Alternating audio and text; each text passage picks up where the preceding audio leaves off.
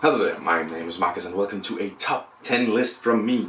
And this is going to be the top 10 best artwork in board games. So it's probably not going to be an overly edited game video. This one, just a fairly straightforward one, just because I want to get it uploaded today, and I have not long. In 10th spot, I am putting Orléans. So Orléans is a very particular type of artwork. Which very much reminiscent of this ancient time which the game is set in. So the artwork very much fits with the theme of the game. I think it has a certain charm to it. I really like the look of it when you have your own personal board and you have the overall arching board.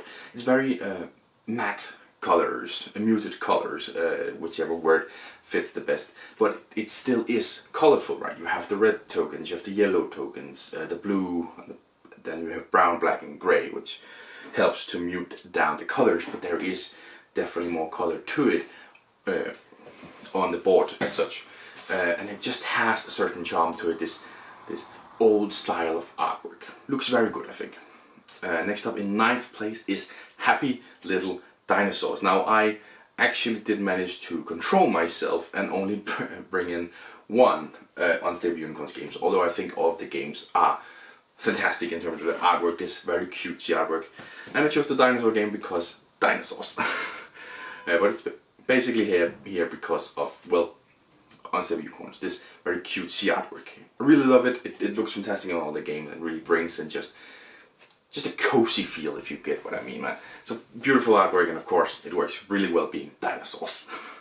In 8th place is the one and only game on this list, which I don't actually own currently, is Flamecraft. I really like Sandara Tang's artwork, and Flamecraft is absolutely the key reason behind that. These amazing looking dragons, which are very cutesy, again, might be a theme here, and all these situations that they're in, the flame dragons that are grilling some meat, or the bread dragon that is baking some bread, all these amazing kiosks that you have around, or whatever, that you have around, which again, shops, I guess is the correct word, which brings in you the flower shop or the bakery or whatever, that really just reminisces of what it is and put these amazing looking dragons into these situations. So beautiful artwork, really amazing to see on the table when it's there.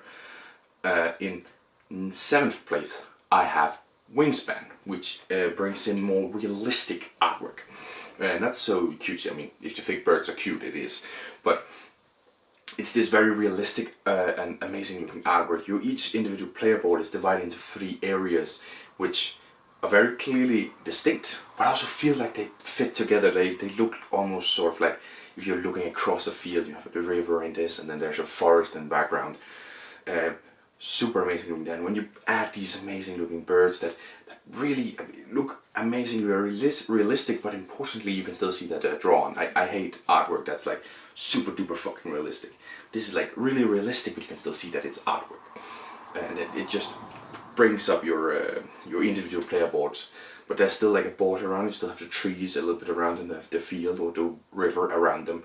So looks really great. I mean, this could be higher if the background of the cards wasn't white. I think that's the only thing really. But yeah, other than that, Wingspan looks amazing on the table. In 6th place we have Everdell, and the first of Andrew Bosley, I believe. And we again have more realistic looking anthropomorphic animals this time. But they again have this more sort of realistic look, although they are, you know, walking around on 2 feet dealing stuff. There's a juggler in there, and there's a rabbit wearing a shopkeeper's outfit.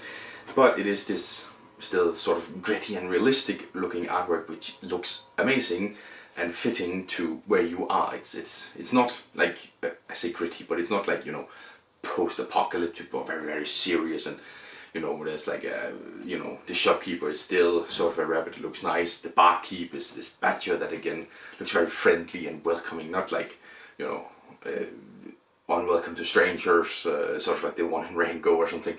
Looks still welcoming, but still very natural, and like, you know, life is not easy, but it's not super difficult, I'd say, either. It's in the middle somewhere.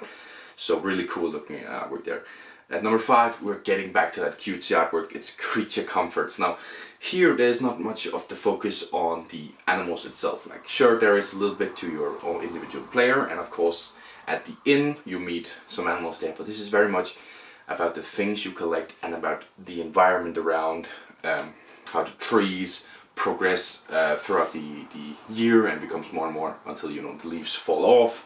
You have the beautiful river, all the little details of how the rocks is placed, the owl nest, all of this, and on your cards, you get a toboggan, it's a very nice looking toboggan, or a scarf, or whatever, where it's not very much the creatures that are there, but all the things that the creatures collect. So you begin to feel like the creature yourself, right? You are collecting the snowshoes and the stew and the bread and whatever, and it looks really, really cool and gets you into a nice little cozy feel. Again, you have this, there's a certain type of artwork that I really like, and that's really embedded in Creature Comforts here, where you become this creature and you're like, oh, these snowshoes, they're mine, they're in my collection, yay.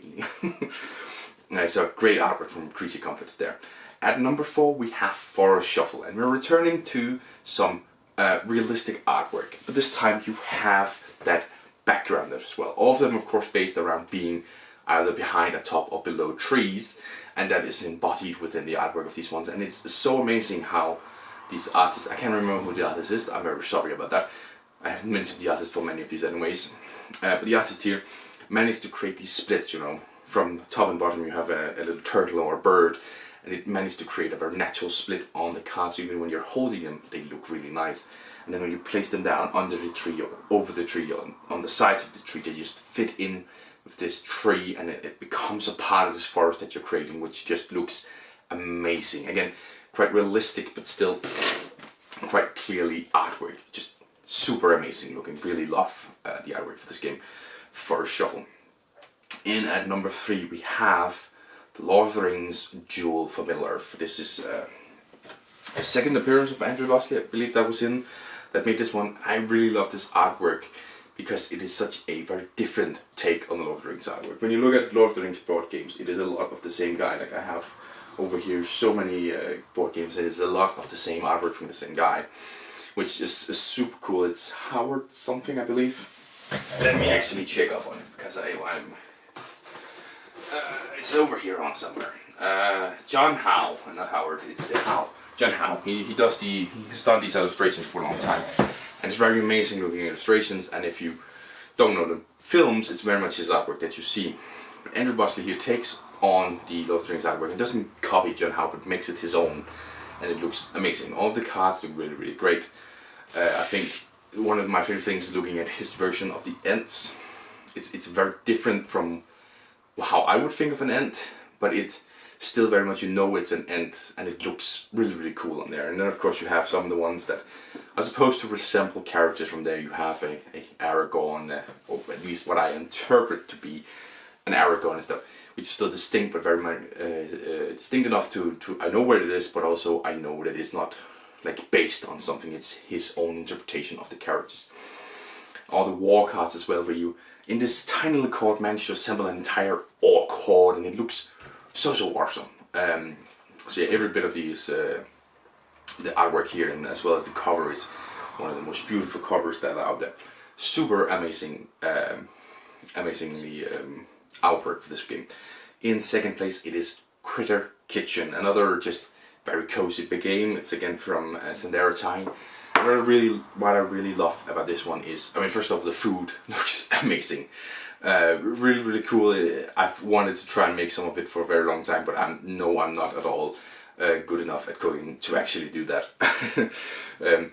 But here you also have a whole bunch of these critters. You have your own critters, you have the restaurateurs, you have the sous chefs that come in, and all of them are such amazing, sort of fantastical creatures, right? It's not obvious what any of them are. Like, you have one that's just a mouse with wings, and sure, that's a bat, but it doesn't look like a traditional bat. And then you have, this creature's not supposed to have horns, but it looks so natural and amazing looking. So it is sort of fantastical real life creatures, and it looks so amazing. And it very much has these very popping colors, right? It's very bright and very amazing. It looks so great on the table. And again, all the ingredients and the food that you're cooking looks sublime. So really amazing artwork for this one. Each individual restaurant is super amazing, greatly detailed with individual characters. That's the great thing. I've looked through them, and sure, some characters might go again, but it's not like you just copy paste the characters in to sit in different ways, or the restaurant is just copy pasted to be the same but in different colors. It's each individual restaurant, right? It's completely 7 different, completely different restaurants. One is in the air, one's on a boat, and one is a traditional restaurant. It's so amazing looking and brilliant details from this in this game. Just beautiful. But my number 1 game is Fellowship of the Ring trick-taking game. This artwork really is a step above. It's this stained glass artwork that really elevates it, right? Taking these characters and these familiar settings and putting into the stained glass this stained glass look really makes it look amazing.